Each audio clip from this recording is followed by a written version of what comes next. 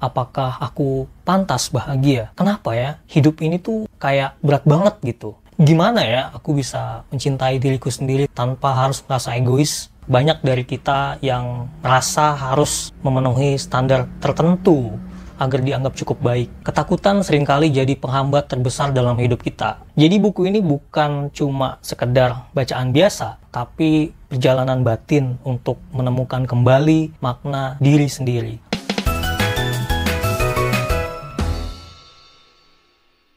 Pernah nggak sih kamu ngerasa kehilangan jati diri? Atau mungkin sering banget bertanya-tanya, apakah aku pantas bahagia? Atau kenapa ya hidup ini tuh kayak berat banget gitu? Nah, kalau iya, maka buku ini mungkin cocok buat kamu. Jadi buku ini bukan cuma sekedar bacaan biasa, tapi perjalanan batin untuk menemukan kembali makna diri sendiri. Penulisnya mengemas refleksi hidup dalam bentuk pertanyaan mendalam yang sering kita abaikan, yang seolah-olah meminta kita untuk berhenti sejenak dan benar-benar berpikir, kenapa ya aku sering ngerasa gagal? Kenapa aku takut gagal? Atau gimana ya aku bisa mencintai diriku sendiri tapi tanpa harus merasa egois?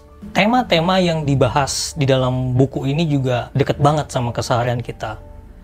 Ide-ide kuncinya kira-kira yang pertama itu menyelami konsep menerima diri sendiri.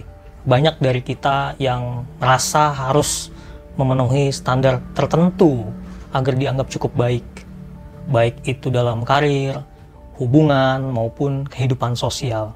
Nah, buku ini mengajak kita untuk mengalihkan fokus dari pencarian validasi eksternal ke penerimaan internal, ke diri sendiri. Lalu yang kedua, menguraikan hubungan antara cinta, kehilangan, dan pertumbuhan. Cinta di sini bukan cuma soal relasi romantis saja, tapi bagaimana kita juga bisa mencintai diri sendiri dan orang lain secara sehat.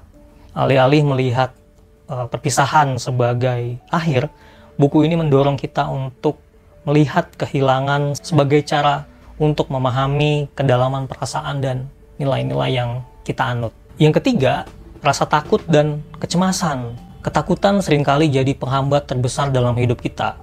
Namun, buku ini tidak mengajarkan bagaimana kita menghapus total ketakutan itu, melainkan memahami apa yang ada di balik ketakutan itu. Rasa takut itu bukan jadi musuh, tapi rasa takut bisa menjadi kompas yang menunjukkan apa sebetulnya yang benar-benar penting buat kita. Lalu keempat, kebahagiaan. Nah, salah satu kritik utama di buku ini adalah cara pandang kebanyakan orang mengenai kebahagiaan, yang mana kebahagiaan ini dianggap sebagai sebuah akhir. Padahal kebahagiaan ada dalam perjalanannya gitu. Misalnya, aku akan bahagia kalau aku sukses. Aku akan bahagia kalau orang lain menerima aku. Aku akan bahagia kalau hidupku sempurna. Padahal kebahagiaan itu ada dan perlu diusahakan sekarang tanpa harus menunggu hasil-hasil dalam kehidupan kita. Dan kebahagiaan akan muncul, akan hadir dalam hidup kita kalau kita membuka diri terhadap kebahagiaan itu. Terakhir, yang kelima adalah perjalanan spiritual dan keseimbangan hidup. Buku ini juga membahas mengenai dimensi spiritualitas dalam menghargai diri sendiri, tapi bukan dengan cara yang dogmatis, melainkan lebih kepada bagaimana hubungan kita dengan Tuhan, dengan sesama dan lingkungan bisa membentuk cara kita memandang diri sendiri. Judul bukunya, Seni Menghargai Diri Sendiri.